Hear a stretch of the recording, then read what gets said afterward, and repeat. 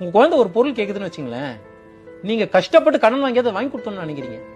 அம்மா நான் கஷ்டப்படுறேன்டா, என்னால இவ்வளவு தாண்டா முடியும், எனக்கு இல்லடா. ஏன் அப்படி சொல்ல மாட்டீங்க? எதுக்கு பொய்யா இருக்கீங்க? என் குழந்தை படக்கூடாது அப்படின்னு அந்த கஷ்டத்தினால தாங்க நீங்க இந்த இடத்துல இருக்கீங்க. உங்க குழந்தை அந்த கஷ்டப்படுறதுல எந்த இடத்துல நிக்கும்? அழ தெரியாத எனக்கு, பசி தெரியாத எனக்கு எப்படி மத்தவனோட அழுகு புரியும்? நான் அழுதுருக்கேன், உங்க அழ என்னன்னு எனக்கு புரியும். நான் அழுததே கிடையாது, நடிக்கிறேன். நான் பசியில இருக்கேன், இன்னொருத்த வந்து கையேந்தும் போது அந்த பசி எனக்கு தெரியும். 5 ரூபா போற இடத்துல 10 ரூபா சாப்பிட்றா அப்படின்னு சொல்லுவேன். பசியே எனக்கு தெரியுது, ஏய் போடான்னு. நீங்க சொபிஸ்டிகேட் பண்ணல, you are making them to go down. இதுவும் உறுதியாக்க மாட்டீங்க.